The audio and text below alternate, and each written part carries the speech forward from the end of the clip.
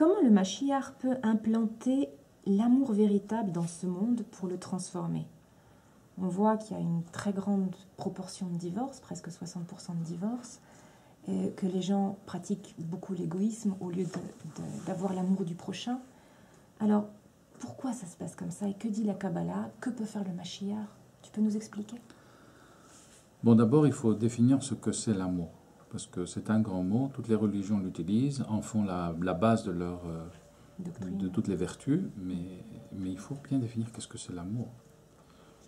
Et disons que dans la Kabbalah, l'amour est considéré comme une émotion, mais ça c'est l'effet, c'est pas la cause. La cause, c'est la création d'un ange. Un ange, c'est pas un petit être avec des ailes, comme peuvent le peindre les grands peintres de siècles derniers. Un ange, c'est une énergie intelligente qui vient d'une dimension parallèle et qui s'alimente d'une émotion qui s'appelle l'amour. Alors d'abord, il la crée et ensuite il s'alimente d'elle. Alors, qui est cet ange? Comment on le crée? Alors cet ange d'abord, il est le fruit d'un ange supérieur. Il faut d'abord créer l'ange supérieur. Quel est cet ange supérieur? C'est celui qui est généré par un rapprochement entre notre âme et notre Créateur. Donc d'abord, il faut parler de l'amour de l'homme envers son Créateur, de l'homme ou de la femme envers son Créateur. Alors, comment se peut générer cet amour et ce rapprochement appelé Devekout entre l'homme et son Créateur? Eh bien, il faut que l'homme connaisse son Créateur. Pour le connaître, on a une Bible qui s'appelle le Chumash, et on a l'âme de la Bible, où il y a tous les grands secrets, qui s'appelle le Zohar. Dans le Zohar, il y a tous les secrets de comment le monde d'en haut répercute sur le monde d'en bas.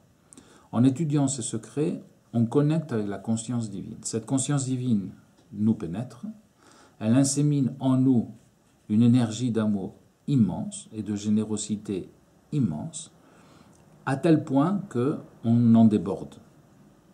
Et on a un trop-plein d'énergie d'amour, on se voit forcé de la reverser sur notre prochain. C'est ce qu'on appellerait l'amour du prochain. Alors c'est un amour qui est désintéressé, qui ne passe pas de facture, qui est bénévole, qui a beaucoup de bonté.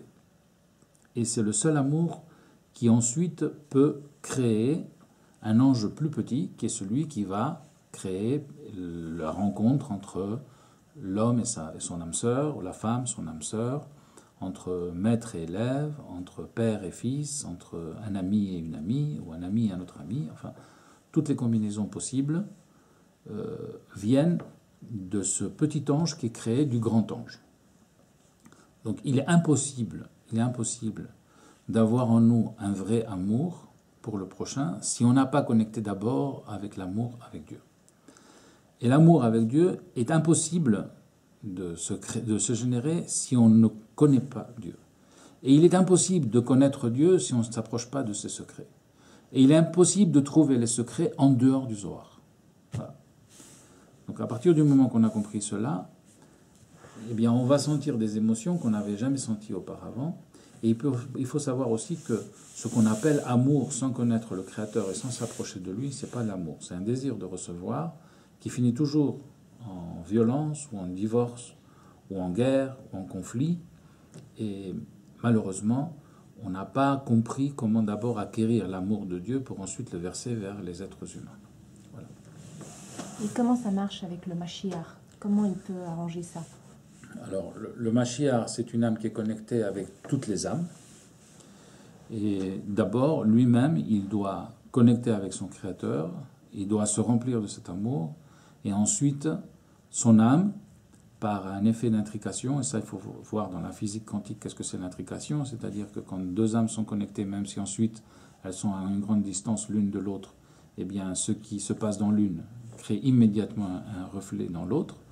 Et donc par le phénomène d'intrication, et ça en physique quantique, moi je vous conseille de l'étudier, ce que c'est l'intrication, eh bien immédiatement l'émotion que va sentir le Mashiach va passer par un réseau d'intrication dans toutes les âmes des êtres humains. Et donc lui-même doit se charger ses batteries pour ensuite recharger les petites batteries. Donc ça serait comme une centrale électrique qui alimente toute une ville. Voilà.